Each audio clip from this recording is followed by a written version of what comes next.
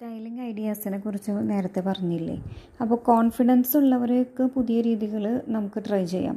എന്നാൽ കോൺഫിഡൻസ് ഇല്ലാത്തവർ കയ്യിലുള്ള പഴയ സാരിയും പഴയ പട്ട് സാരിയും പഴയ ആഭരണങ്ങളും തന്നെ ഉപയോഗിക്കുക. കാരണം കോൺഫിഡൻസ് ഇല്ലാണ്ട് ചെയ്ത് കഴിഞ്ഞാൽ ഒന്നും സക്സസ് ആവില്ല. അതേസമയം ഇതിനെന്താ കുഴപ്പം, ഈ രീതി ഒന്ന് പരീക്ഷിച്ച് നോക്കാമെന്നുള്ളവർക്ക് ഇതൊക്കെ ചെയ്യാവുന്നതേ ഉള്ളൂ. അപ്പോൾ അതുപോലെ വലിയ ഡയമണ്ടിൻ്റെ ആഭരണങ്ങൾ വാങ്ങിക്കാൻ കഴിവില്ലാത്തവർക്ക് ഇപ്പോൾ കയ്യിൽ 10-30,000 രൂപയൊക്കെ ഉണ്ടെങ്കിൽ 30,000 രൂപയ്ക്ക് ഒരു പെൻഡൻറ്റ് കിട്ടും. ഈ പെൻഡൻറ്റ് നമ്മൾ ഉപയോഗിക്കുന്ന നമ്മുടെ സാധാരണ മാലയിൽ, ആ സാധാരണ മാലയിൽ നമുക്ക് അറ്റാച്ച് ചെയ്യാവുന്നതേ ഉള്ളൂ ഈ പെൻഡൻറ്റ് കൊടുത്തു കഴിഞ്ഞാൽ. അപ്പോൾ അതൊരു ഡയമണ്ട് മാലയായി. അപ്പോൾ അങ്ങനെ നമ്മുടെ കയ്യിലുള്ളത് വെച്ചിട്ട് നമുക്ക് പുതിയ രീതികൾ നോക്കാവുന്നതേ ഉള്ളൂ. ഇതുപോലെ തന്നെയാണ് ഈ വണ്ടികളുടെ കാര്യവും. നമ്മുടെ കയ്യിലുള്ള തുക വെച്ചിട്ട് നമ്മൾ സ്റ്റൈലിഷായിട്ട് നമുക്ക് ഇഷ്ടപ്പെട്ട വണ്ടി വാങ്ങിക്കുന്നേ. അതുപോലെ തന്നെ നമ്മുടെ എല്ലാ ജീവിതം